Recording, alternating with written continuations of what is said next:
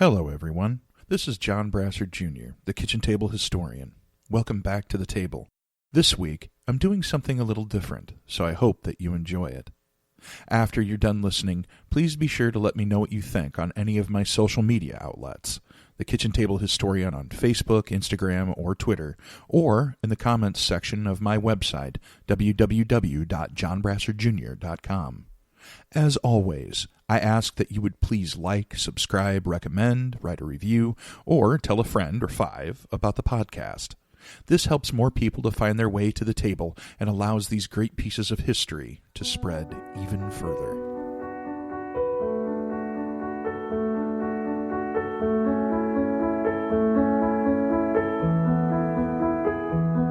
When I was younger, I spent a year working for a big box retail chain.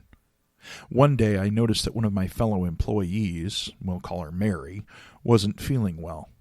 She was elderly, and I went over to see how she was doing. I ended up sitting with her for an hour or two, a little afraid to leave her alone at the time.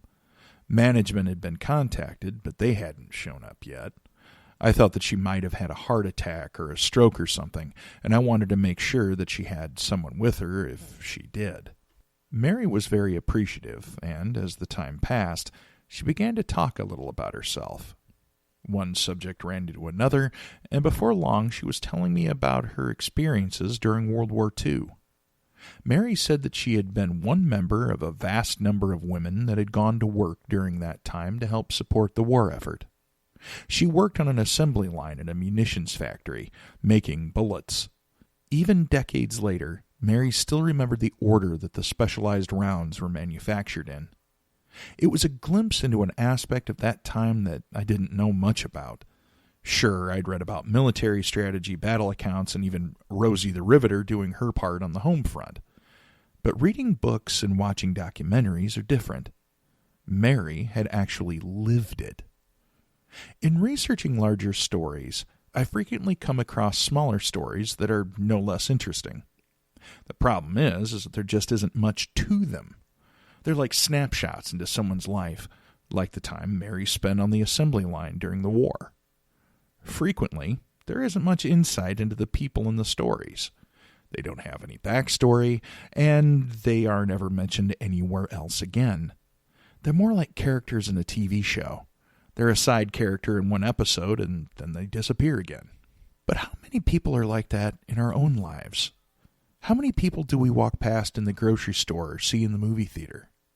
They all have stories, but you're probably never going to know about them.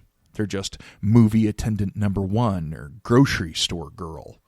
Their faces surface briefly in our lives and then fade back into the mists of time. But I don't want these stories to go to waste. They're still great tales that deserve to be told. This week, I present to you 3 such stories chosen from my catalog. By themselves, they're not a whole meal, but when combined can satisfy your cravings quite nicely. So please, sit back, relax, and prepare to sample my first volume of Table Scraps.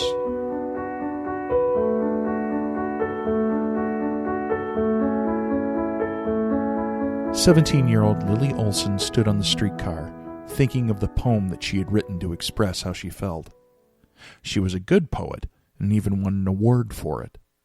She must be good, because how many 17-year-olds could boast that they were an award-winning poet? For her, it was only natural for her to channel her despair and desperation through a pen and allow it to flow out onto paper. Lily was only vaguely aware of her surroundings as she stood, lost in her own thoughts. It was New Year's Day, 1926, and Chicago streetcars were definitely not what they had been. But for someone like Lily with next to no money, they were readily available and, for a shiny nickel, she could ride nearly anywhere in the city. Streetcars had been a staple of Chicago transportation since the mid-1800s. The city had grown continuously since then, spreading further out and boasting an increasingly larger population with each passing decade. It became more and more important to find a way to move larger groups of people from place to place within the confines of the city. Streetcars filled the need. The first ones were drawn by horses, large draft animals that pulled the cars full of people down the streets and avenues through the power of their heavily muscled frames. These were later replaced by electric cars. None of that really mattered to Lily. She looked out at the people going about their everyday business on the busy Chicago streets. They didn't care. They didn't even know she existed. She was just another orphan girl blending into the anonymous crowd. After her parents had died in Minneapolis, there was nothing left for her in Minnesota, so she had decided to make a fresh start in Chicago. Lily took a job as a filing clerk. Like so many people, she probably never planned on making it a career. It was only going to be a temporary thing until she made her big splash in the literary world. Also, like so many others, her big break never came. She managed to get a few of her poems published in a local poetry magazine, but she certainly wasn't opening any doors or, more importantly, managing to keep food in her belly. When she had stepped on the streetcar that day, Lily had only about 13 cents to her name. Lily was tired of it all. She took out the vial of poison from her pocket and pulled out the stopper. If she was going to die alone and poor, it was better just to get it over with. Thinking of her poem again, Lily closed her eyes and slowly exhaled. Before she could lose her nerve, Lily lifted the vial to her lips, tipped her head back, and began to drink. It began to work almost instantly.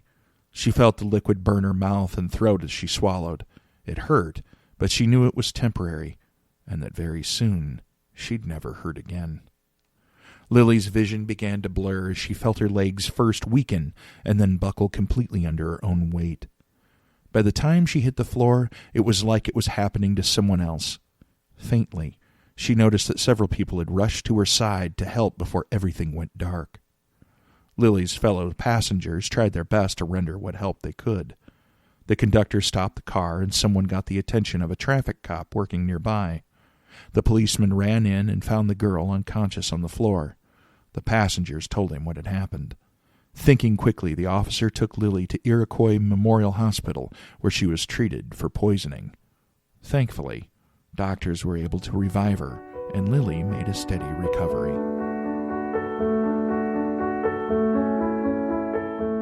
Creston, Iowa, the county seat of Union County in southwest Iowa, could boast that upwards of 50 trains passed through it every single day. It was a major railroading center and, as such, deserved to have an equally grandiose station to reflect that. In 1899, a large 2-story station was constructed right by the railroad yard. It was made of light yellow-colored brick, punctuated by large, arching windows. Railroad offices were housed on the 2nd story, while the 1st floor was focused around a green-tiled waiting room where passengers could buy a ticket, grab something to eat at the lunch counter, or simply wait comfortably until their train arrived outside. Some passengers could be trouble, and rail yards everywhere invited unwanted, and unpaying, passengers who were more than happy to stow away in a boxcar. To combat this, railroad companies would hire private detectives to police the property. J.W. Stanbridge was one such detective at Creston, and perhaps the best known. On a cold January night in 1909, Stanbridge was approached by a local farmer named Charles Rowe. Earlier that day, the two men had a minor argument over something, but everything had been resolved, at least for Stanbridge. Rowe, however, was absolutely convinced that Stanbridge had pulled a gun on him, and that just would not stand. Now, much later, Rowe was at the station to confront Stanbridge about it. The detective vehemently denied the accusation, but Rowe insisted. The two began to argue, and Rowe accused the detective of being everything but a fine, upstanding citizen. Now it was Stanbridge's turn to take exception. Temper flaring, the detective lunged at Rowe, grabbing him by the throat, trying to squeeze the life out of the angry farmer. Rowe tried to break free, but couldn't. Thinking quickly, he took out his pocket knife, the only weapon available to him. Putting the blade up to the thick overcoat material that covered Stanbridge's neck, Rowe began to cut. The knife was sharp and went through the coat and deep into the detective's neck. Letting Rowe go, Stanbridge put his hands to his own throat, trying to stem the flow of blood. He was taken to a local hospital, where he recovered from his wounds. Doctors said that if it hadn't have been for his coat, then the wound probably would have been fatal. Rowe was taken into custody and indicted for attempted murder. In 1927, just as they are today, trains were an essential method of transporting large amounts of goods all over the United States. Long chains of boxcars stuffed with cargo were pulled by locomotive engines from place to place around the clock in a seemingly endless migration. That October, B.E. Matthews, a train conductor, and two workers named Rube Halverston and William Call were all hard at work loading cattle into a rail car in Phillips, South Dakota. Wherever you go, there's always someone willing to tell you how to do something. Sometimes the advice is welcome. Others, not so much. That day, it was definitely unwelcome. While they worked, Halverston took exception to the way Call was doing his work and began to complain about it. Matthews got involved shortly thereafter.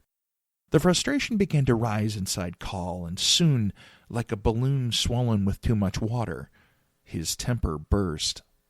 Call's rage seemed to know no bounds as he produced a knife and attacked the others. He slashed the conductor in the mouth, bright red blood blossoming from the thin line made by the knife. Call swung again, cutting across Matthews' chest. The conductor, who had been caught by surprise with these first two blows, quickly regained his senses and began to run. Halverston wasn't so fortunate. Call swung the knife low and upward into Halverston's groin. Yanking it free, he viciously stabbed his victim twice more in the back. Halverston fell to the ground like a stone. Satisfied that he had taken care of one man, Call began to run after Matthews. He caught up with the conductor just as Matthews was climbing up and into the engine room at the front of the train. His upper body was inside, but his legs were still exposed. Call began to slash at them madly, cutting deep over and over again. By this time, other workers came over and stopped Call, restraining him.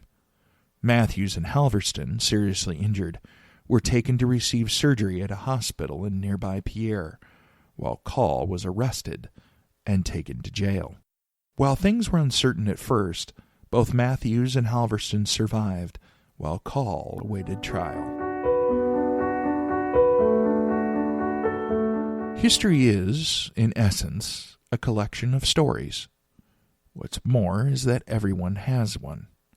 It's easy to think about these things as we watch our favorite documentaries or read about the historical events that we are most fascinated by. In the case of the larger events, like World War II, certain individuals stand out and are discussed, but, more frequently, whole nameless throngs of people are glossed over. Each and every one of those faces had a name and a life, and at that moment in time were caught up in something bigger than they ever expected to be part of.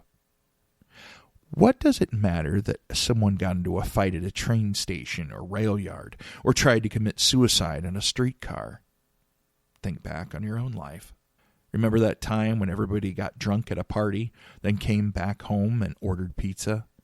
It's a little fuzzy because while you were waiting, you all passed out. Someone else had to come in and wake you all up so that the poor delivery man could get paid. Or how about when you fell out of the tree in Grandma's backyard and broke your arm? In the scheme of things, neither of these stories would seem to matter much.